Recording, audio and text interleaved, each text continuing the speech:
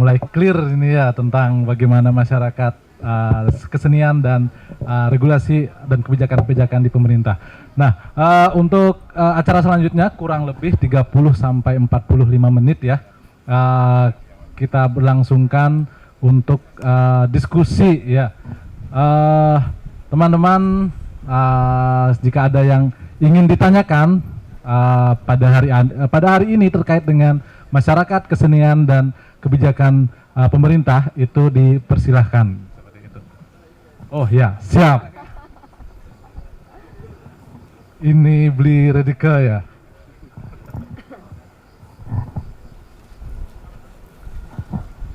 Terima kasih, selamat sore, Om Swastiastu, Ibu. Selamat berbahagia teman-teman gurat. Selanjutnya untuk menggurit yang lebih baik gitu. Saya berterima kasih juga dan salam kenal juga sama Ibu. Nama saya Wayan Redike. Saya tukang gambar, Bu. Senang sekali saya mendengar paparan Ibu. Sebetulnya hampir hafal saya dengan itu. Karena berulang kali saya sudah dengar dari tahun ke tahun, itu adalah pemikiran strategis orang pejabat seperti itu. Mantap. Kan seperti ini ke. Sebetulnya saya maaf Bu, Ibu ring kepala dinas nggih? Ring sekretaris dinas kebudayaan. Nggih, sukses Mang Denenten iwang tetuak titiang itu apa nih ke.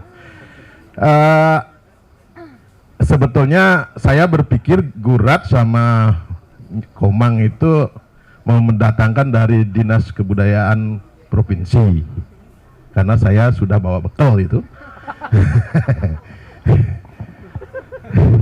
Nanti saya sampaikan, Pak. Tetapi bagaimanapun saya tahu bahwa koordinasi dari masing-masing kepala dinas itu tetap ada. Nah, menarik cerita yang perlu Tiang garis bawahi karena Tiang juga tidak banyak aktif di kota Denpasar bahkan sejak 2016 itulah. Saya ingin menyampaikan kepada Ibu terkait dengan kenapa saya menyampaikan bahwa apa yang Ibu sampaikan itu terlalu klasik bagi kami gitu. Itu karena kita memiliki banyak pengalaman di Denpasar itu. Saya memuji pemikirannya Rai Mantra itu sebetulnya terhadap struktur pikirannya adalah pikiran budaya gitu. Nah, di sana saya acungi jempol, beliau beberapa kali diskusi, bahkan di rumah saya ada diskusi dengan beliau. Tetapi ketika ketataran bawah itu, benturan-benturan tuh mulai terjadi, semakin keropos di bawah. Ketika harus diimplementasikan itu justru tidak ada apa-apa. Nah, pengalaman saya, Bu, Ibu menyinggung apa? Dharma Alaya ya. Sebetulnya Denpasar itu potensi jauh lebih banyak dari Ibu yang paparkan. Denpasar itu adalah anggota Organization World Heritage Organization. Ya. Itu anggotanya adalah 300 negara itu kalau enggak OIAC itu. Nah, ini Denpasar itu mau ditunjuk jadi ketua OIAC dulu. Saya ikut, Bu, meetingnya. Pak Griya almarhum juga ikut. Nah, kemudian waktu itu pernah di Bali dibikin meeting of OIAC, entah keberapa itu, saya kira-kira kalau tidak salah antara 2015 dan 2016. Di sana kita pameran itu, saya Nyoman Herawan juga ikut pameran itu. Kita mengkurasi banyak seniman yang ikut pameran untuk mendukung Denpasar sebagai bagian dari OIAC terbaik, karena ya Jogja sudah keluar dari OIAC saat itu karena tidak aktif. Nah, kemudian saya bilang apa susahnya seniman kalau kita bikin pameran besar mengundang berupa dari luar negeri kita undang. Pak Wali Kota, saya bilang, kita tidak memiliki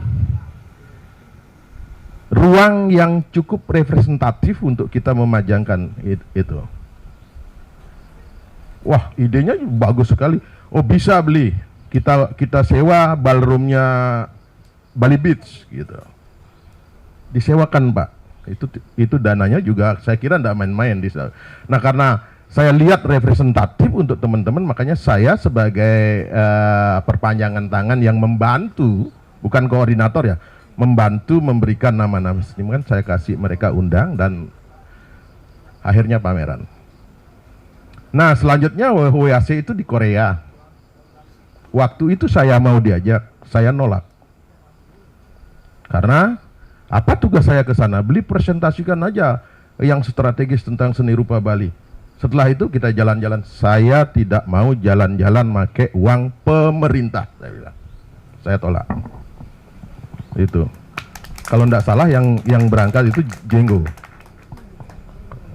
Yang gantiin saya. Nah, kemudian OYAC itulah yang sebetulnya harus dijadikan embrio. Pinginnya, saya tetap diajak koordinasi, pinginnya itu Pak Raimantra itu bikin Denpasar Biennale, Ji. Bikin Denpasar Biennale. Walaupun tidak tidak seperti yang kita ikuti di luar itu kayak Beijing Biennale, Taiwan Biennale, kemudian apalagi Venice Biennale gitu. Yang itu saya sampaikan bahwa kriteria untuk Biennale seperti ini di luar, Ji. Saya diginikan jauh menghormati seniman di luar daripada di sini gitu. Itu persoalan di kita untuk bisa menghormati seniman di luar. Bagaimana seniman di dalam negeri saja kita tidak bisa hormati gitu. Sedangkan kita kalau keluar, nah betul-betul kita dihormati sebagai bagian orang yang eksepsional gitu. Nah, karena itu saya ditawarkanlah akan membuat Blis. Kita akan bikin galeri Denpasar dulu beliau bilang itu di tempat pusat pemerintahan yang terbakar. Di Lumintang itu. Ya, saya tidak menyinggung itu dulu. Nah, kasih masukan yang pernah beli ikuti pameran di luar kepada yang meng-create itu. Waktu itu adalah Kepala Dinas Tata Ruang. Saya ingat namanya, ada Putra, Pak Kusuma Putra namanya. Waktu itu saya berkoordinasi dengan Pak Kusuma Putra.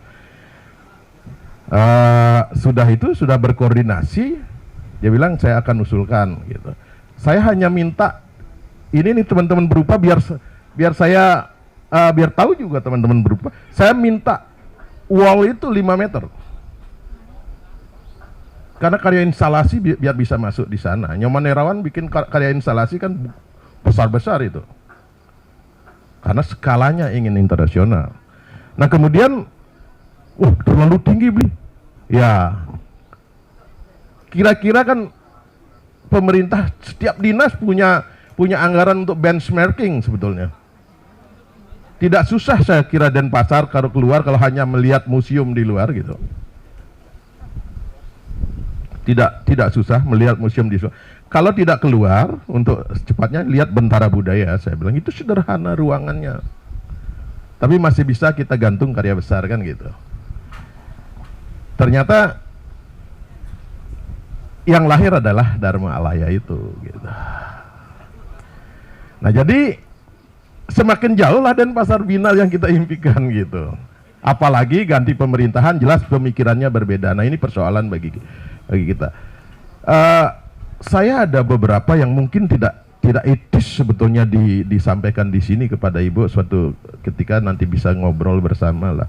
Itu tentang dana hibah apa itu, nama saya Wayan Redike, Bu.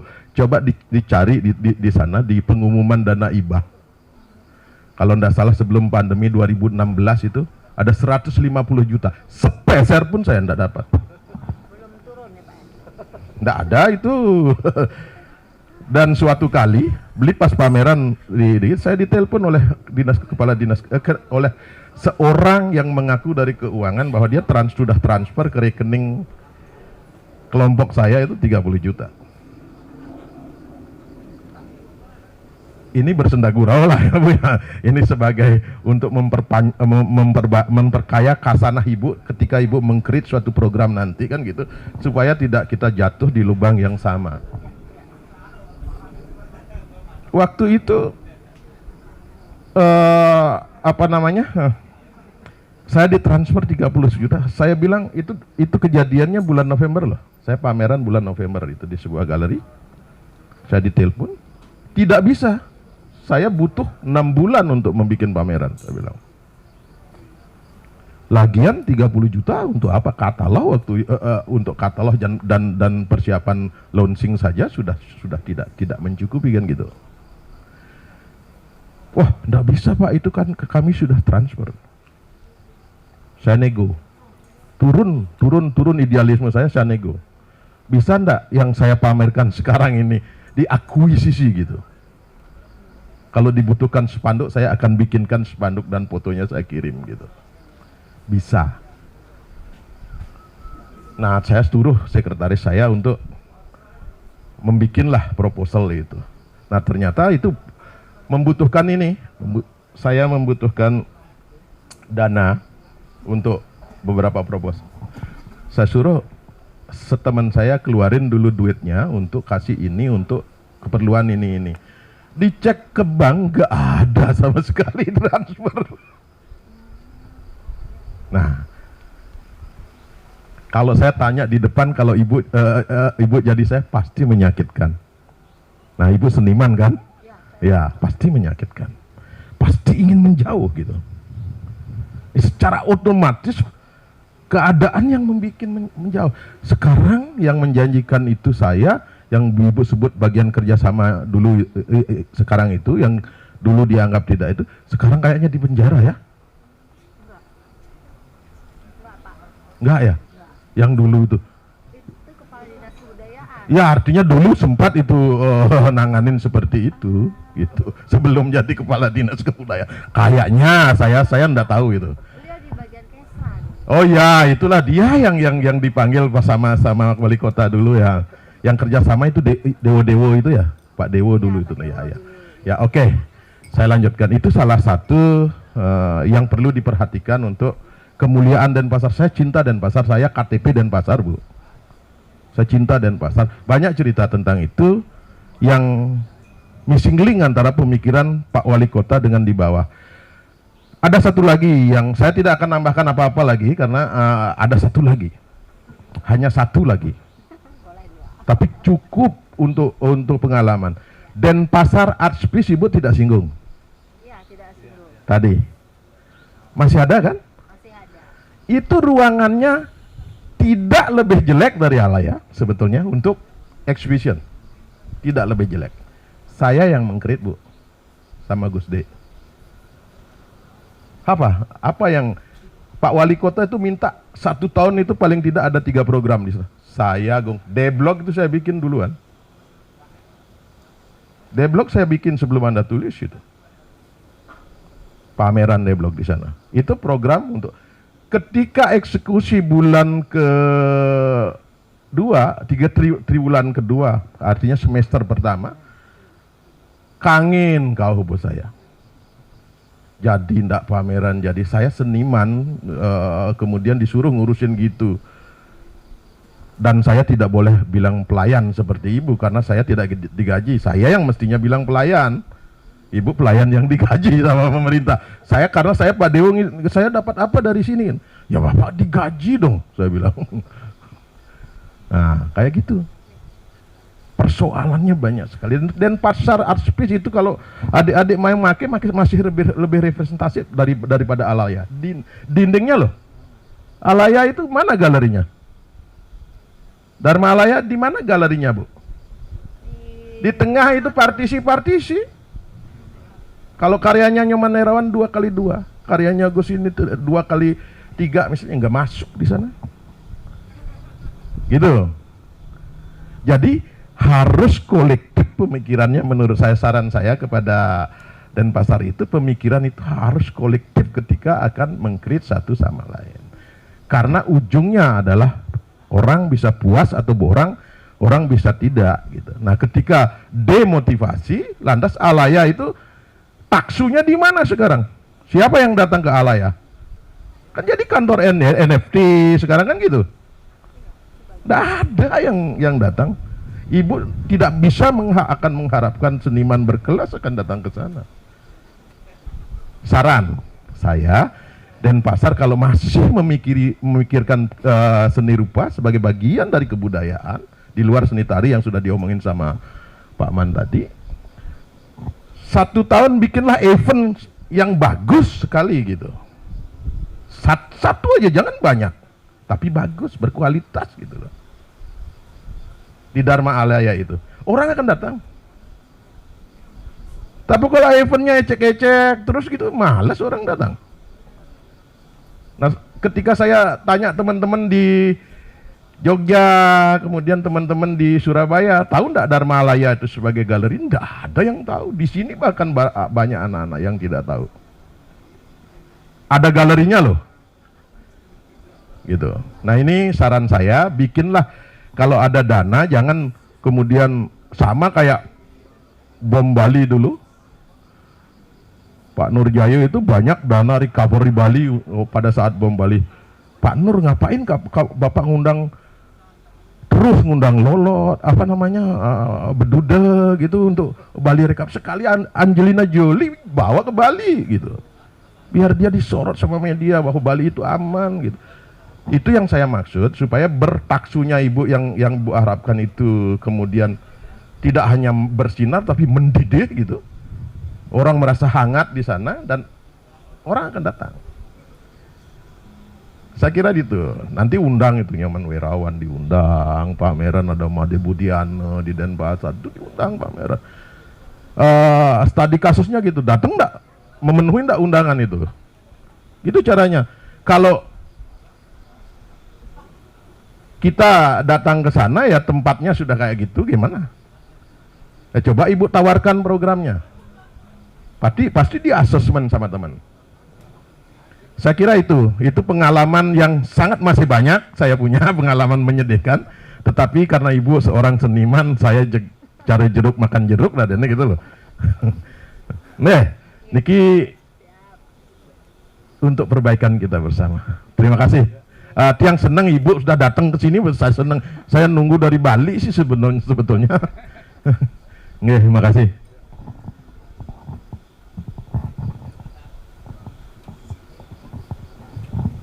Oke, mungkin ada yang lain sebelum ditanggapi? Oh ya, Bapak silahkan. Terima kasih banyak.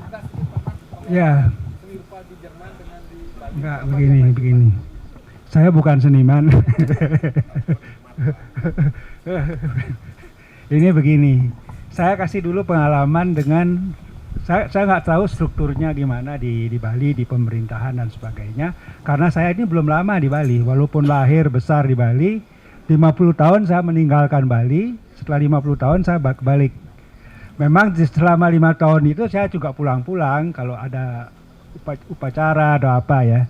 Ya, tapi datangnya kayak turis saja begitu. Nah, jadi setelah saya datang sini, saya langsung kenal di sini. Ini tempat paling nyaman sebetulnya karena pertemuan antara semua kelas ada di sini. Semua kelas ada di sini. Nah, itu yang membuat kita nyaman. Saya kasih tahu sekarang kita itu dalam 3 tahun waktu saya terakhir di sini sebelumnya pandemik, kita mendatangkan, nah, karena saya dulu di Jerman, teman saya yang mendatangkan karena dia seniman, mendatangkan balet kelas dunia dari Wina, dimana kalau di Wina orang antre mesti masuknya. Dan datang ke Bali, nah kita dikumpul dengan yang itunya balerinanya, prima balerina yang dari Stuttgart, dijadikan satu, terus sama yang sekolah ini dari teater Kanada, ya itu semua karena mereka itu kelas dunia, jadi semua kenal semua, kita bawa ke sini, itu salah satu acara. Nah terus saya tanya di sini, teman-teman yang itu saya udah kenal di sini, teman-teman gimana ini ada balet, paling tidak ditonton dan berkomunikasi dengan mereka gitu loh. Sebab itu kan juga ada semua sekolah ini yang dari Korea juga datang di ada 16 orang. Tapi di Jakarta sambutannya istimewa. Di sini ternyata kita juga full house sambutan. Saya itu begitu masuk ke grupnya bule itu langsung diserbu. Karena mereka itu kalau biasanya mesti ekstra ke Wina dan mesti pakai dasi yang ada propeller gitu baru dia bisa masuk kan. Kapan lagi bisa nonton balet pakai celana pendek dia pikir.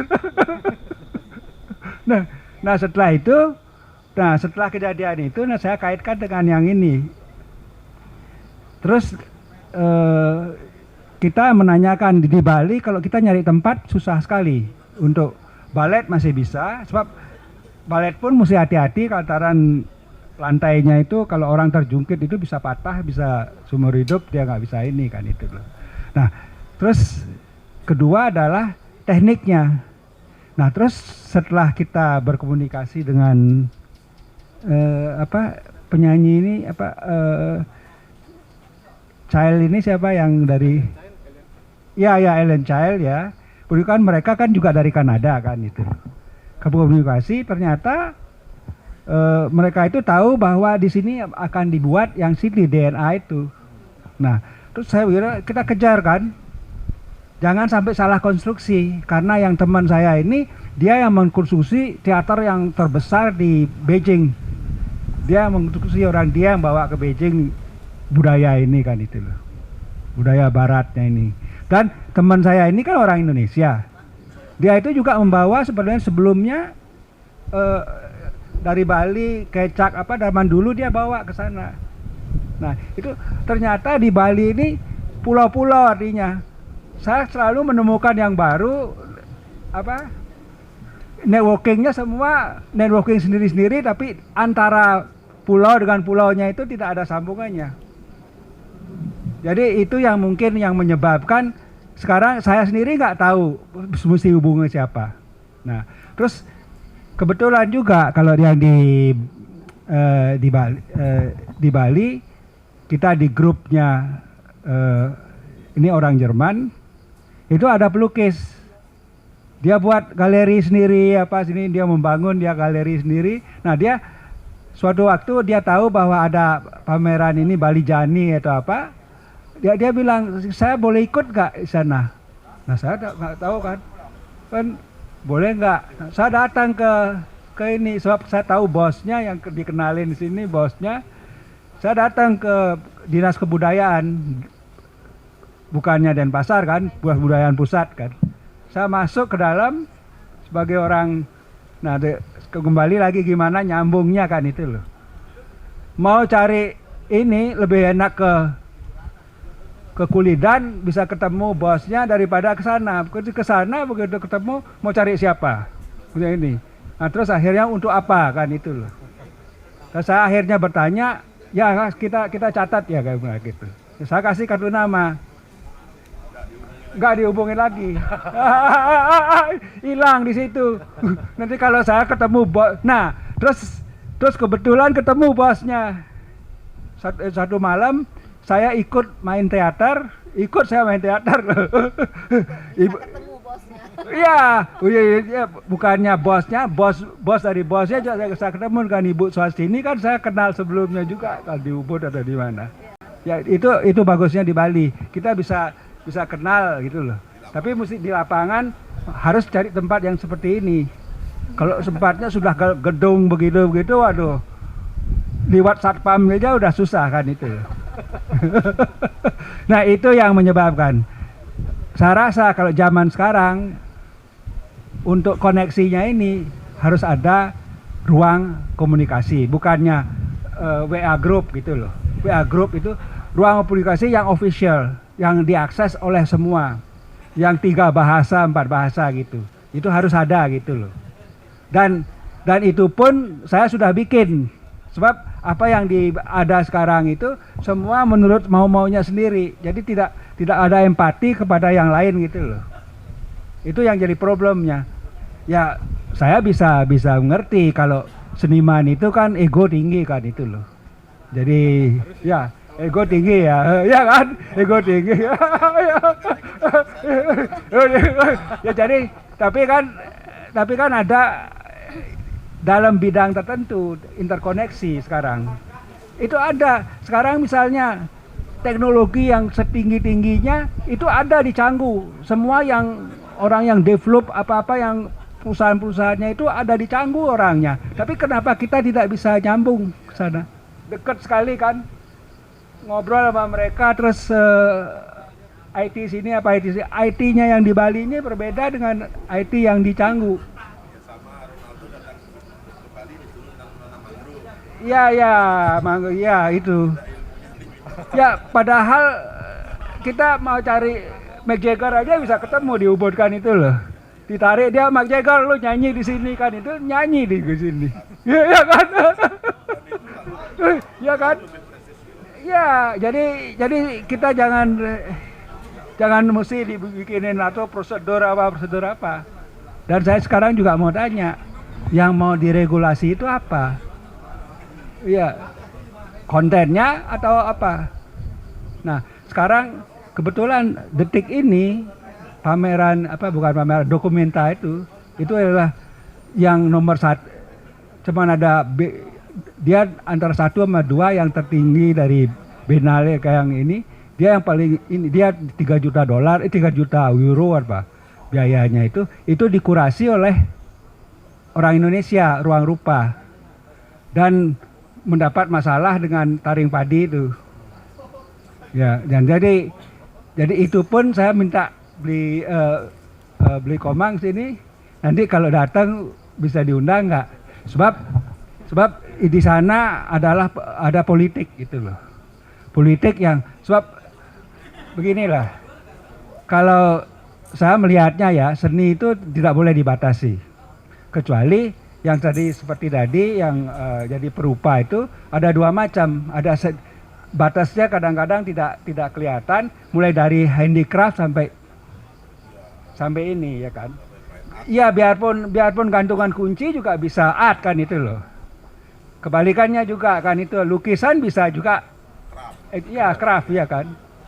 Dan kedua kalau mau maju itu organisasinya itu yang kita harus mengenal aturan di sana dan kebiasaan orang di sana. Jadi misalnya orang di sana kan digantung gambarnya, tapi kalau dia punya Picasso taruh di bank, ya jadi percuma ya kan. Ya jadi kalau yang kelas-kelas yang kita bisa melayani misalnya untuk tempat prakteknya dokter yang begitu, itu yang paling enak. Dokter banyak duitnya ya ini dan kasih ini kan mereka kelihatan representatif karena gambaran tidak barang cetakan kan itu loh. Dapat asli kan dari Bali atau gimana. Dan buat mereka juga harga yang buat di sini bikin orang sini kaya, buat di mereka itu belum apa-apa kan itu. Ya kan. Ya kita bisa kaya. Nah kalau kita udah tahu begitu, nah kita bisa dari sini sudah mengkondisikan apa yang itu. Kalau kita mau kebalikannya, kita mau jual gambar kepada rumah-rumah di Bali, susah. Karena temboknya sudah diukir sedemikian rupa sampai tidak ada tempat lagi kita. Mau gantung di mana kita? Ya kan? Ya kan sudah tidak mungkin lagi kita jualan lukisan. Mau jual buku aja susah, naruh rak buku aja nggak tahu kita di rumah, ya kan? Nah di situ kira-kira masukan saya dan ya belakangan kita datangkan yang agak pop sedikit. Nah jadi yang saya mau kritik ya, mumpung nggak ada yang kritik duluan. Dan yang waktu raya yang kita maksudkan itu adalah waktu kita kejar supaya konstruksinya benar, supaya kita bisa gantung apapun, misalnya paling sedikit ada tenda gitu. Jadi kan Jadi jangan kreativitasnya dicetak, tidak pakai ini persis sama Bali Purwo kan itu loh, tidak ada Bali Janinya. Kalau perlu udah ada Bali Benyani gitu loh. Iya, ada Ben Puan, ada apa ya kan. Sudah future kan itu loh.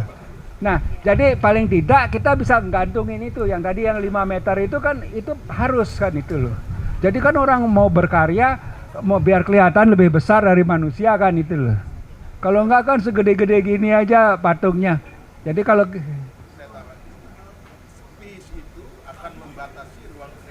iya itu loh dengan orang bilang oh saya bikin ini saya udah pakai pinggirannya saya sudah ukir ya sudah ini udah barang seni dah ini udah kita juga nggak usah masuk ini udah barang seni kayak ini yang gedung yang sana sudah barang seni kita nggak usah apa kosongin aja kita lihat gedungnya itulah barang seninya kan itu ya kan?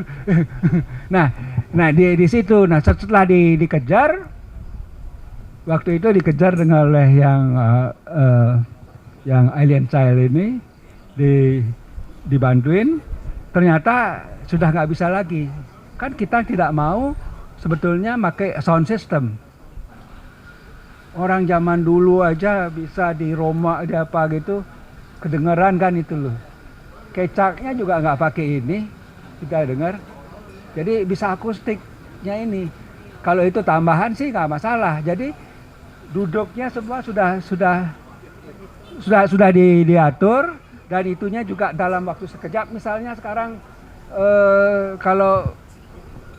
kalau misalnya Gatot Kaca mau terbang gitu kan digantung ini itu kalau mungkin dulu nggak bisa kan gitu loh terus cuma dikasih tulisan sedang terbang kan gitu loh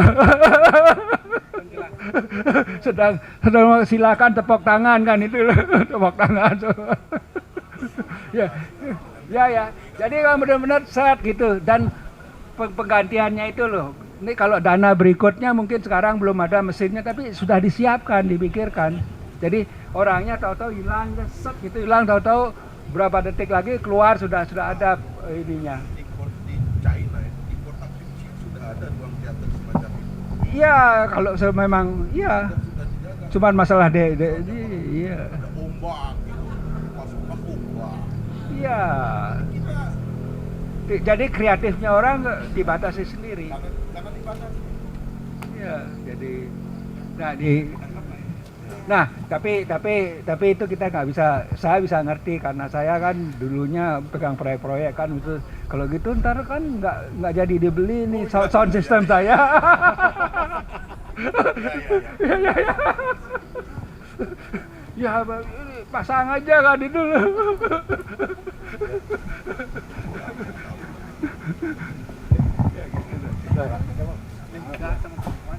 Oh, ya. kalau gitu saya minta kontaknya ya nanti kalau saya hubungi nggak usah kontak ini kontak saya Silahkan. kontak saya tak Oke, baik. Nah, tadi ada dua ya yang sudah sudah menanggapi dan memberikan saran dan kritikan juga. Nah, kira-kira sebelum lanjut ke sesi kedua ini ya, bisa ditanggapi kira-kira dari Ibu Uwin dan di Komang? Atau mencari lagi dua orang? Ya, satu pertanyaan. Oke. Lagi satu pertanyaan katanya, atau lagi satu peserta lah yang muda. Yang muda-muda ini harusnya ada paling depan nih sebenarnya. Ya, ayo yang muda-muda silakan. Ini kesempatan yang baik sekali sebenarnya untuk kita mendiskusikan perihal relasi antara kesenian dan kebijakan-kebijakan tentang kesenian di pemerintah daerah gitu loh ya.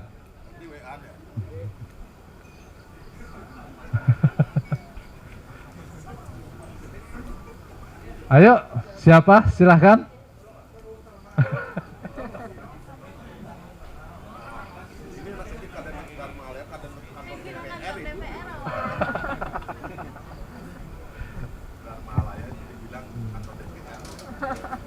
Bagaimana?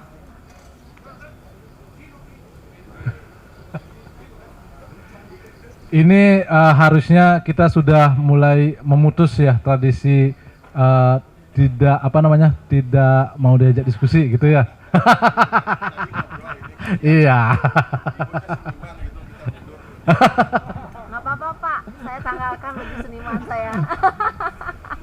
Ya harusnya yang muda-muda itu bisa urun rembuk gitu di sini ya. Nggak bakalan terjadi apa-apa gitu ini gitu sama seperti tahun-tahun sebelumnya gitu a priori. Iya.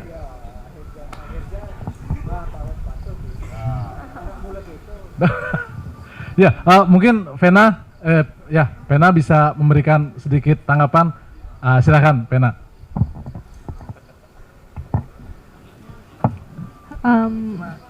Saya Penawati, mungkin saya dari kalangan apa ya, anak muda yang juga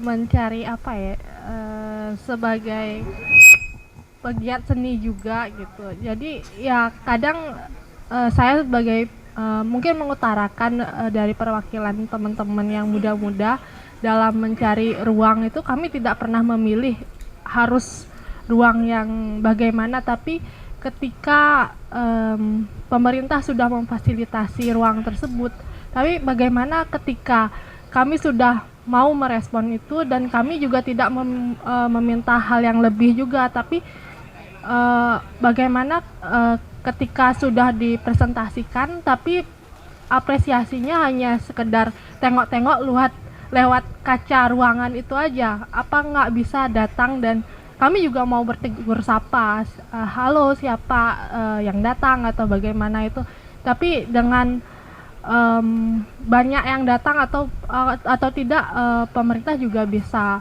membantu kami untuk mempublikasikanlah apa yang ada di sekitar daerah itu gitu. Jadi selain ruang itu juga mungkin jadi di anak muda ini juga kami butuh apa ya, paling tidak pada akhirnya dikumpulkan mungkin dari jadi satu generasi ke generasi berikutnya agar kami itu tidak terputus dari yang sebelumnya juga terputus dengan apakah ada anak muda yang hari ini masih melakukan seni A atau seni B padahal masih ada gitu. Dan hal-hal tersebut juga banyak berkembang di hari ini, misalkan prasi, apakah prasi itu akan berhenti di karya seni yang hanya menggunakan lontar gitu, tapi hari ini bisa jadi sesuatu yang kontemporer di tangan anak muda begitu.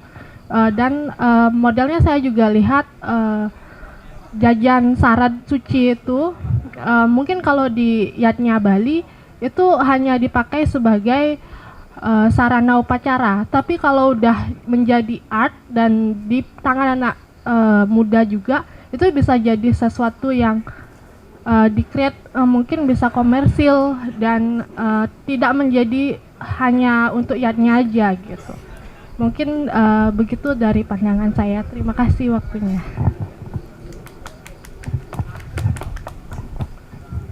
Ya, baik, itu tadi dari Vena Penawati ya, sebagai perwakilan kelompok muda seperti itu.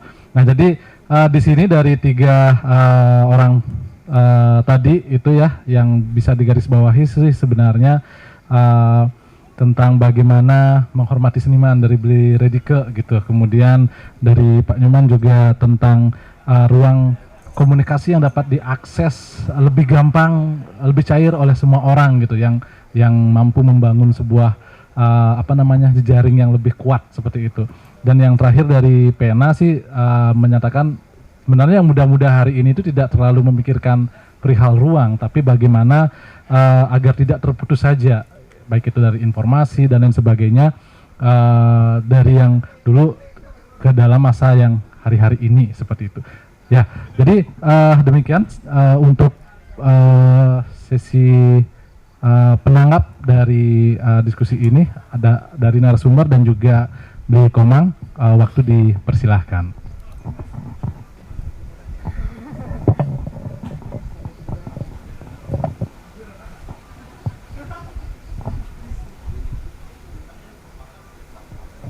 cek. Oke. Terima kasih Niki.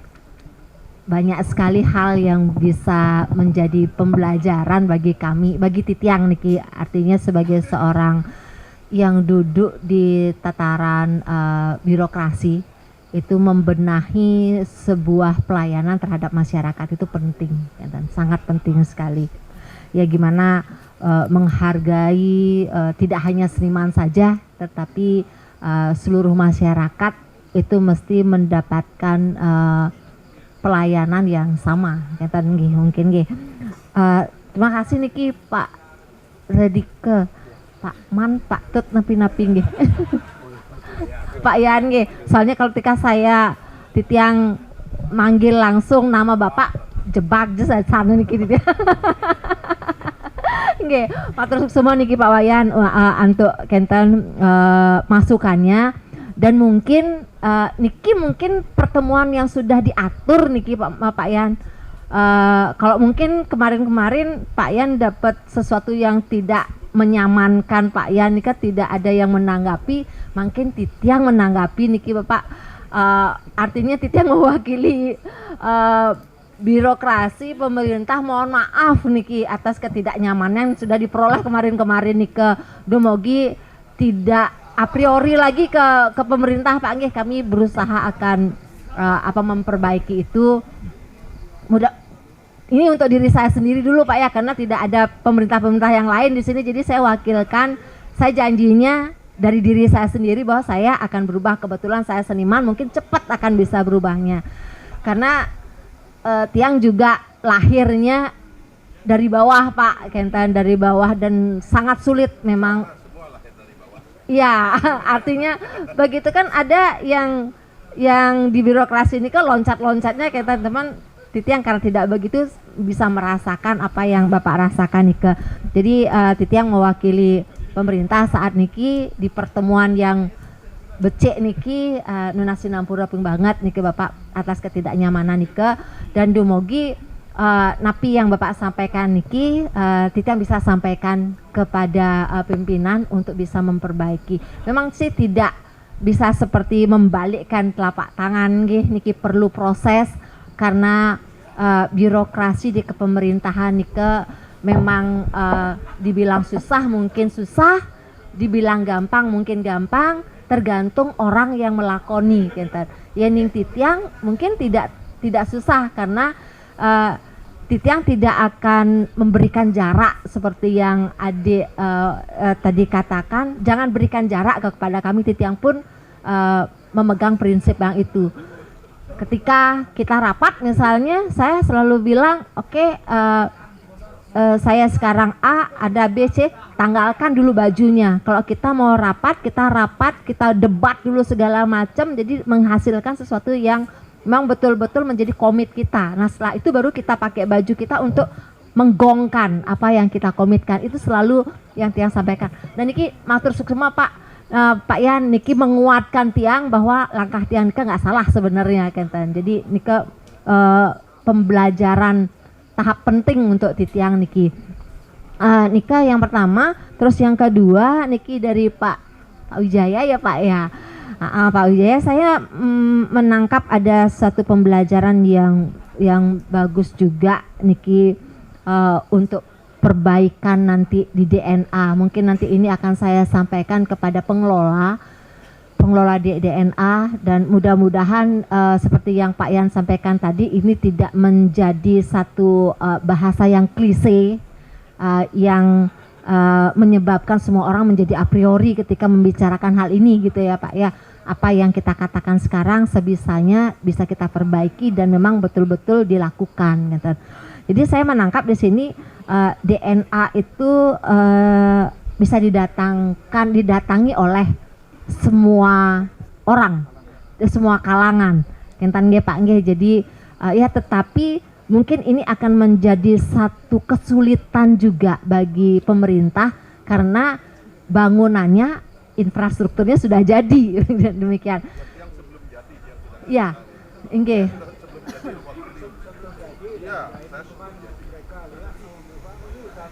Iya, nggih. Saya berpikir hanya persoalan mental aja. Iya, Inge. Yang mungkin yang saya tanggapi yang sekarang ini ya Pak ya, jadi mungkin agak sulit bagi pemerintah untuk bisa mengembalikan apa yang menjadi satu pemikiran dari senior-senior yang sudah melanglang buana kemana-mana melihat sesuatu yang bagus yang sebenarnya bisa diadopsi ketika didengarkan gitu. Kami pun sebenarnya di pertunjukan seni juga melakukan komplain juga Pak. Artinya di Dinas Kebudayaan mohon maaf ketika pembangunan itu pun kami ikut serta, saya ikut serta di sana untuk bisa diajak untuk sharing ikut. Kita memberikan masukan yang sama Pak. Kenapa sih kok enggak ke ini untuk pertunjukannya ya Pak ya, untuk panggung pertunjukannya kita ngasih masukan kalau memang tidak bisa ke Jakarta ke IKJ itu Natya Mandala ada yang saat ini boleh dikatakan presentatif untuk bisa dipergunakan sebagai seni pertunjukan modern maupun tradisi gitu. Tapi kenyataannya setelah 2 kali kita rapat, kita ungkapkan itu sampai kita bilang knockdown-nya juga harus difikirkan, wing-wing juga harus difikirkan, termasuk lampu juga harus dipikirkan, atas, tengah, bawah itu harus dipikirkan. Nah ternyata memang seperti yang Bapak-Bapak sampaikan tadi, di luar harapan memang begitu. Nah itu menjadi di luar kekuasaan kami juga OPD teknis yang memberikan masukan itu. Jadi nggak tahu kita ininya benang merahnya di mana sebenarnya itu kita pun kami pun OPD nggak tahu. Nah oleh Pak Jaya Negara sekarang ini sebenarnya itu mau diinikan lagi, artinya mau direhab ya, dirombak lagi kan. Nah, iya, ingin direvitalisasi, tapi kami tidak mengetahui itu tataran di atas kapan itu akan dimulai dilakukan demikian. Intinya kami pun komplain gitu. Kami pun komplain dengan hal itu karena gedung taksu itu nggak bisa fleksibel jadinya untuk dipergunakan, sama halnya mungkin dengan yang Bapak katakan tadi di lobi depan itu dengan kondisi yang seperti itu memang sih mirip dengan kantor DPR ya Dek ya. Karena itu tangga itu memang agak tinggi dan rendah seperti itu ininya ya. Itu menjadi sebuah catatan kami Bapak. Jadi mudah-mudahan ya mungkin di sisi itunya tidak akan mungkin bisa dirubah. Mudah-mudahan di sisi lain yang tadi disampaikan oleh Adik Vena, mungkin itu yang bisa kami rubah dari sisi programnya, dari sisi bagaimana harus berkomunikasi dengan siapapun yang masuk di sana. Mungkin itu yang tercepat, masukan tercepat yang bisa saya sampaikan nanti karena saya yang hadir di sini. Demikian yang bisa saya sampaikan nanti ke pihak manajemen. Mungkin itu tidak terlalu muluk kali ya Pak ya, bisa saya lakukan itu. Iya. Iya. Memang benang merahnya itu antara seni murni dan itu tataran rap itu tidak diketemukan. Iya, tidak tersambungkan ya Pak ya. Iya. Inggih, jadi dan satu lagi tadi yang disampaikan Pak Wijaya menarik banget itu, ada tempat koneksi yang bisa kita pakai sebagai tempat ya networking berkoordinasinya di mana di saat itu mungkin jadi satu masukan yang bagus sekali Pak nanti.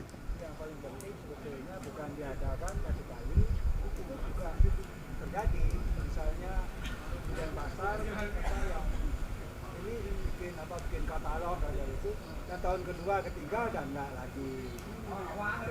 Konsistennya, iya konsistennya yang penting. Dibangun dari yang ini. Saya sudah mulai sekarang. Saya sih nggak bisa berpikir. Saya mulai aja apa yang saya dengar, apa yang saya tulis. Saya tidak publikasi dulu, saya buka semua.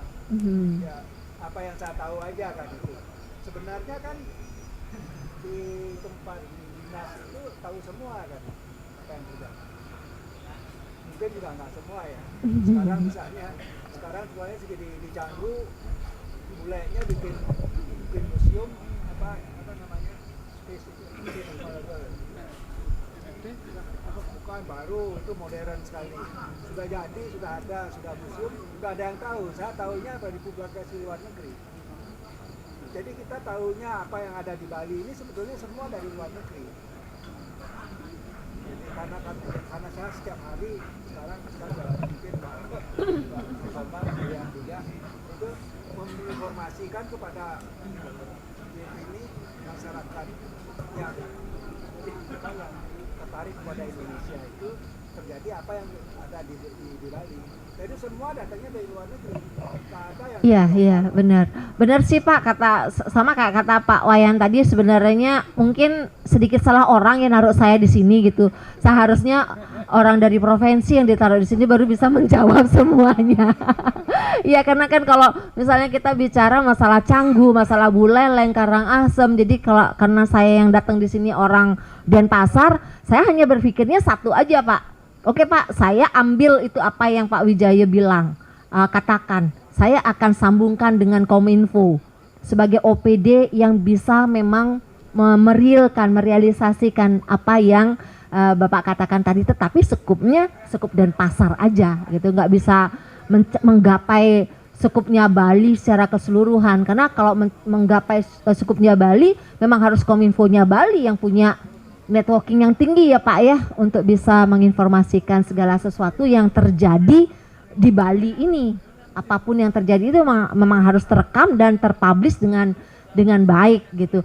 Jangan sampai seperti yang Bapak bilang tadi, terjadinya di Bali tapi yang mempublish orang Amerika, orang itu. Pinjam tempat aja di Bali. Iya.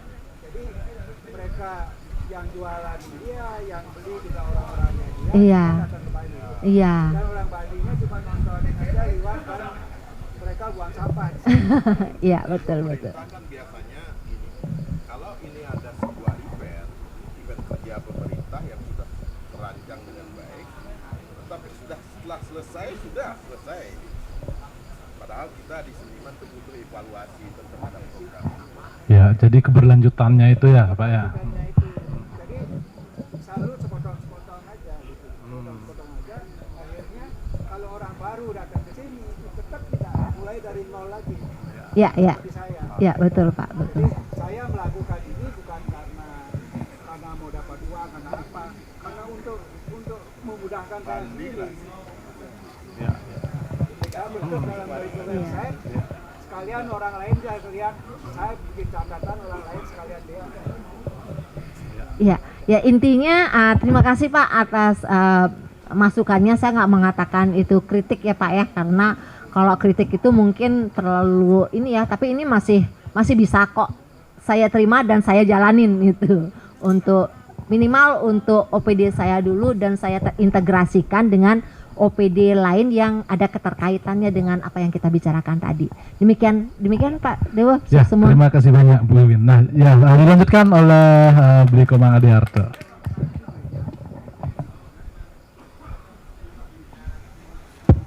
Oke, sekali lagi saya apresiasi Bu Wiwin ya, artinya memang di banyak pertemuan kalau ada pemerintah datang selalu dapat masuk, tapi Ibu sangat tegar saya lihat untuk menampung masukan ini, dan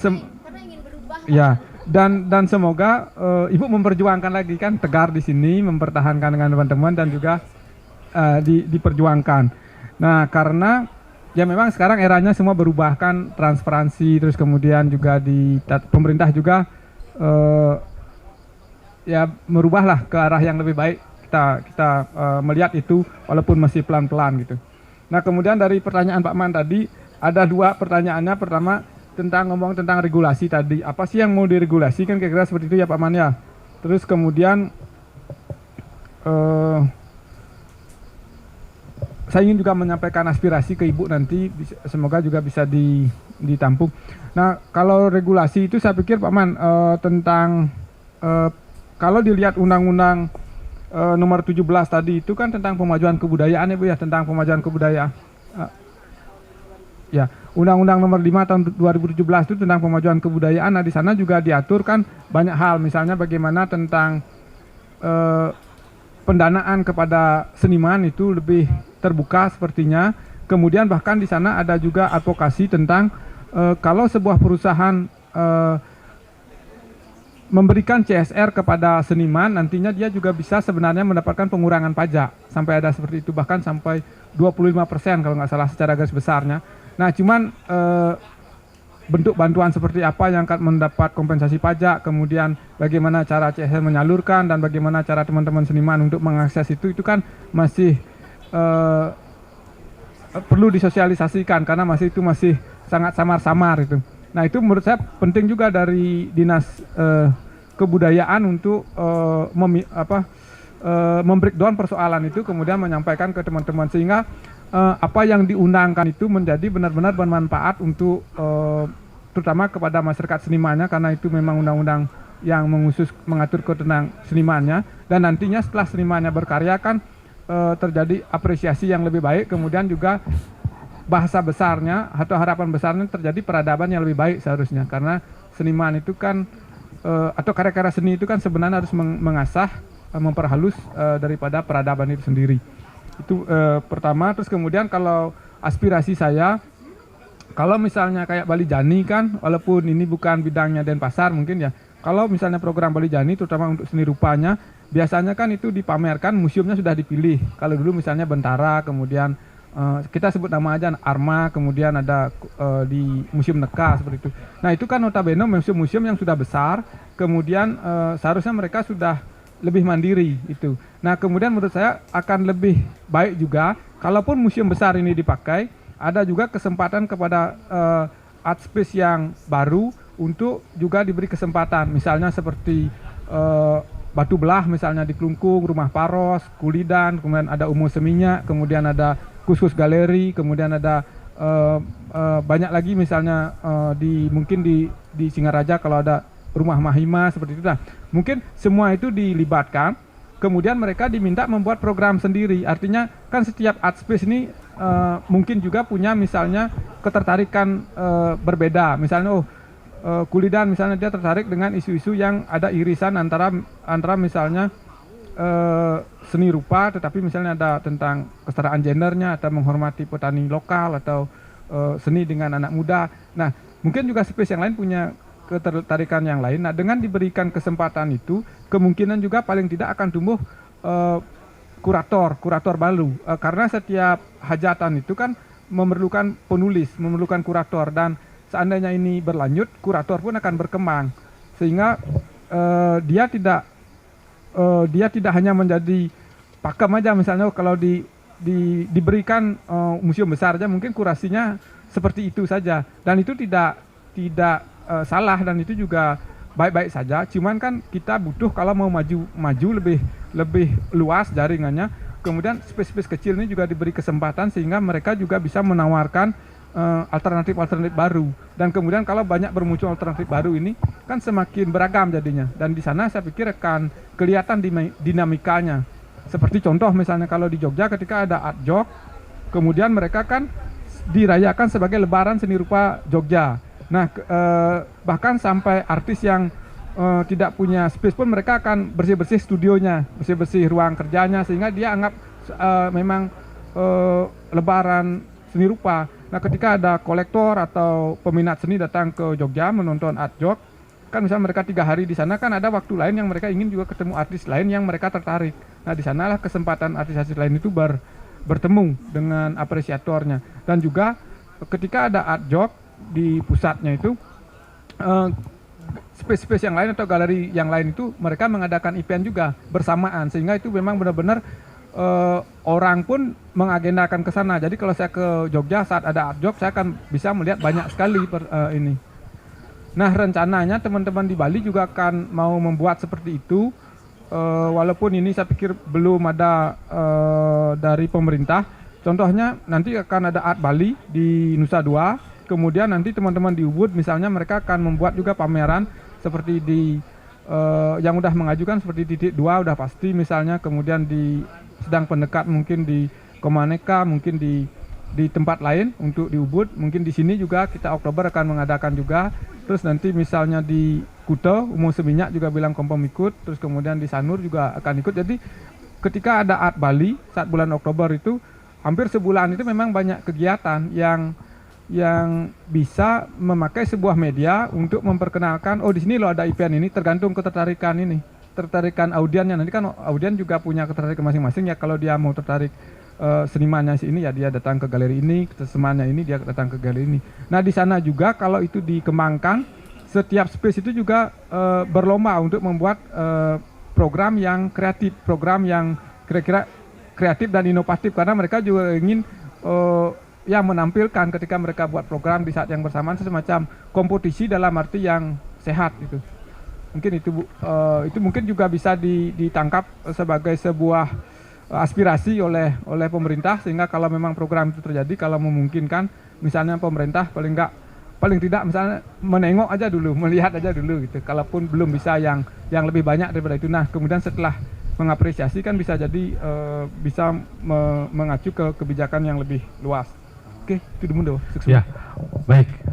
Terima kasih kepada Bli Komang Adiharto ya atas tanggapan dari apa yang sudah disampaikan oleh Ibu Wiwin tadi, dan sepertinya kita sudah berada di ujung acara ya untuk diskusi. Padahal jika dilanjutkan ini sepertinya akan menarik gitu. Terutama bagaimana sih kita bersama-sama memikirkan sebuah ide atau wacana untuk mewujudkan sebuah kebersinergian antara masyarakat seni, kemudian dengan pemerintah melalui regulasi-regulasi yang lahir dari dari undang-undang pemajuan kebudayaan itu sebenarnya. Saya kira kebijakan-kebijakan itu, sosialisasi itu menjadi hal yang penting. Dalam hal ini saya catat itu adalah komunikasi ya. Nah, berkenaan dengan apa yang disampaikan Bli Komang tadi, ini juga bisa menjadi semacam pemikiran bersama gitu. Misalkan bagaimana kita mewujudkan Denpasar itu sebagai sebuah pusat, dan apa yang disampaikan oleh Bli Redike dan Pak Nyoman tadi itu misalkan tentang DNA gitu ya. Ya bagaimanapun juga dari sisi gedung itu memang sudah selesai fasilitas, tapi ada bisa yang ditambahkan apa gitu, dan program pembenahan program. Misalkan saya juga terpikirkan bagaimana menghidupkan DNA sebagai sebuah pusat. Misalkan ide dari Denpasar Biennale itu kita hidupkan kembali gitu. Misalkan DNA sebagai sebuah pusat, dan dari Bekraf misalkan atau dari Dinas Kebudayaan itu juga melakukan turba, apa istilahnya turba ya? Terjun apa? Ya, turun ke bawah gitu. Bekerja sama dengan komunitas, seniman ataupun art space yang ada di kawasan Denpasar gitu. Jadi menghidupkan, membuat sebuah event bersama yang lahir dari pemikiran bersama. Nah, sekiranya itu yang bisa saya sampaikan, juga sekaligus sebagai menyimpulkan dari diskusi pada malam hari ini. Nah, sebelum saya tutup, kira-kira ada yang ingin disampaikan nggak sebagai closing statement? Waktu kurang lebih 5 menit lah. Cek. Kurang dari 5 menit. Ya, pertama-tama sih pasti terima kasih kepada Gurat yang sudah mengundang Titiang, Meriki untuk bisa bersama-sama sharing dengan teman-teman semua Diki, terutama bisa ikut merayakan hari jadinya yang ke-8. Jadi semoga Gurat ke depan bisa menjadi panahnya untuk kami di Kota Denpasar, untuk bisa melihat mana-mana yang harus kami bidik sebagai sesuatu yang harus kami kaji, kami pelajari untuk menjadikan pemerintah itu bisa melihat bahwa ini yang harus kita perbaiki lebih lanjut ke depannya. Jadi program itu bisa berkelanjutan, tidak terputus seperti yang Pak Wijaya katakan tadi. Jadi intinya terima kasih banyak. Semoga ke depan kami tetap bisa diundang selaku pemerintahan untuk bisa tetap bisa sharing, bisa untuk ikut mendengarkan inspirasi dari teman-teman secara langsung, karena itu bagi kami sangat penting sekali mendengarkan secara langsung, tidak melalui media yang media sosial lainnya. Gitu. Terima kasih Pak Dewa, itu aja. Sama-sama ya Ibu. Oke. Ya, dilanjutkan kepada Bli Komang. Ya. Ya, karena teman-teman yang hadir sekarang juga tidak hanya dari Denpasar, Bu, ya. Seperti kita bilang tadi, ada dari Gianyar, dari Bu Lelen. Semoga apa yang kita lihat, yang Ibu sampaikan tadi kan menurut saya pribadi sudah sangat maju, dan itu juga saya pikir Ibu juga semoga bisa juga membantu mengkomunikasikan dengan teman-teman di pemerintahan di kabupaten lain, sehingga sinergi kemajuan ini kan lebih bagus. Itu yang saya pikir. Terus itu yang paling penting menurut saya. Terima kasih. Ya, jadi terima kasih banyak, berikan aplaus kepada Bu Iwin dan Bli Komang Adiarte. Jadi kita sudah berada di penghujung acara diskusi ya, bukan penghujung acara gurat-gurit, tapi penghujung acara yang pertama diskusi di acara gurat-gurit yang bertajuk nih kan saya lupa lagi judul diskusinya, yang ortogelas keras 2, yaitu ya seni rupa dalam perspektif program pemerintahan daerah, dalam konteks ini adalah Denpasar, seperti itu ya.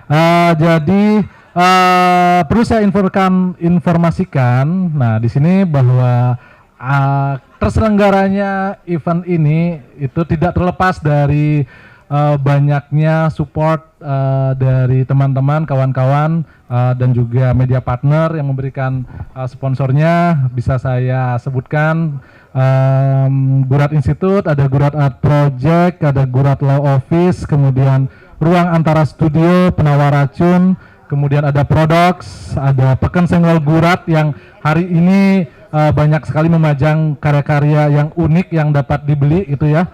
Kemudian ada Non Frasa Galeri, ada Karja Art Space, ada Kuldan Kitchen and Space, ada Yayasan Galarupa Balinesia, kemudian PT Pratama Line Logistik, ada kawan-kawan dari Operasi yang concern di dalam seni prasi, ada R221 Studio, Bapak Nyoman Irawan, ada Elkana Galeri, ada NPSR UPMI, kemudian Tatkala.co, Kadapat, Germo, Richstone, Postboy, dan juga seluruh panitia yang sudah mensukseskan acara dari tanggal 22 seperti itu. Ya, terima kasih banyak semuanya, dan jangan lupa untuk berbelanja di Pekan Senggol Gurat, dan nanti jangan lupa main kocoan ya.